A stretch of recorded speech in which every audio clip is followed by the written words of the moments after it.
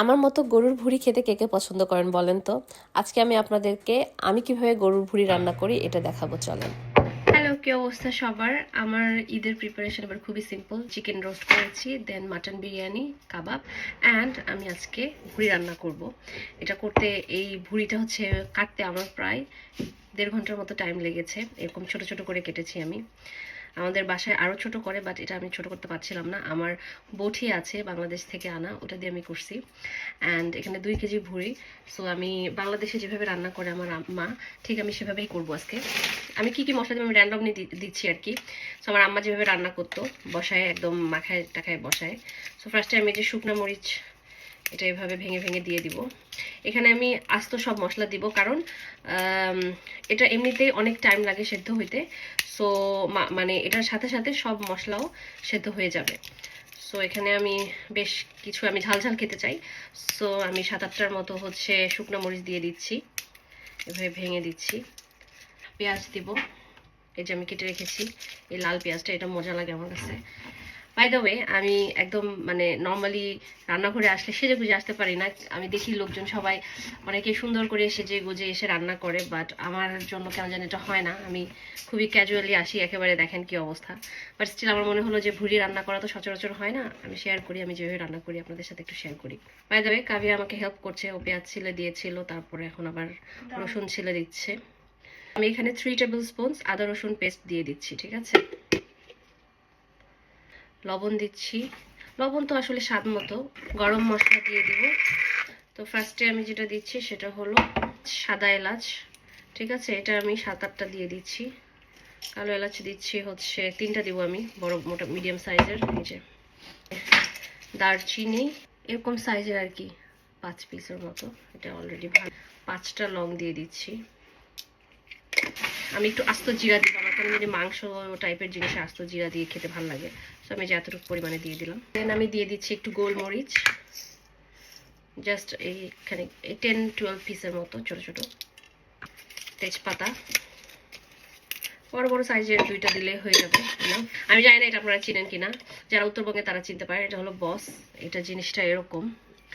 এটাও বেসিক্যালি মাংসেই দেয়, মানে স্মেলটা খুব সুন্দর আসে, এটার স্ট্রং একটা স্মেল আসে, যেটা খেতে খুবই ভালো লাগে। আমি এখন দিব গুঁড়া মশলাগুলা। সো ফার্স্টে আমি দিচ্ছি চিলি পাউডার, দেন আমি দিব হচ্ছে হলুদ, এটা আমি দিচ্ছি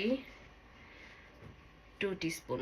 জিরার গুঁড়া, এটাও আমি দিব হচ্ছে একদম ভরা ভরা 2 টিস্পুন। আচ্ছা, ধনিয়ার গুঁড়া দিচ্ছি আমি, এটাও 2 টিস্পুন মতো দিলাম। অ্যাকচুয়ালি ভুঁড়িতে একটু মশলা বেশি লাগে, কজ না হলে স্মেলটা আর কি যায় না। সো মশলার স্মেলের জন্য তখন আর ভুঁড়ির যে স্মেলটা সেটা কমে যায়, খেতেও মজা হয়। এরপরে আমি একটু দিচ্ছি হচ্ছে গরম মশলার গুঁড়া, এটা আমি 1 টিস্পুন দিয়ে দিলাম, ঠিক আছে। সানফ্লাওয়ার অয়েল দিচ্ছি, এটা আমি দিচ্ছি হচ্ছে, এটা আমি পরিমাণ মতো দিচ্ছি আসলে, আন্দাজ মতো, ঠিক আছে।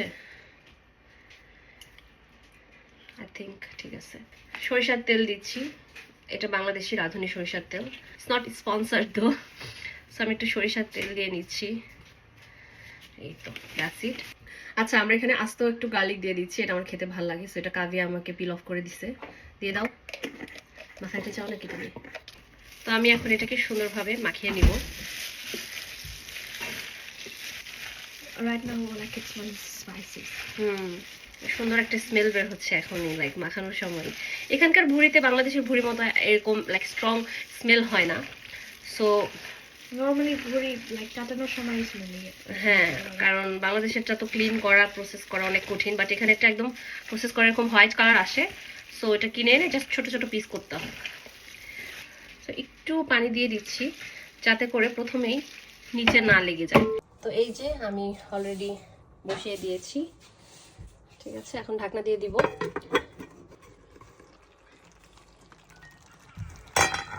এই যে এখন এই অবস্থা হলো আমার ভুঁড়ির, আমার ভুঁড়ি না, গরুর ভুঁড়ি। সো এটা কমে গেছে অলরেডি, আপনারা দেখতে পাচ্ছেন এটা একদম ভরা ছিল। আমি অল্প একটু পানি দিয়েছি। সো এভাবে অল্প অল্প করে পানি দিয়ে আমি কষায় কষায় রান্না করব, যতক্ষণে না এটা সুন্দর মতো সেদ্ধ হয়ে যায়।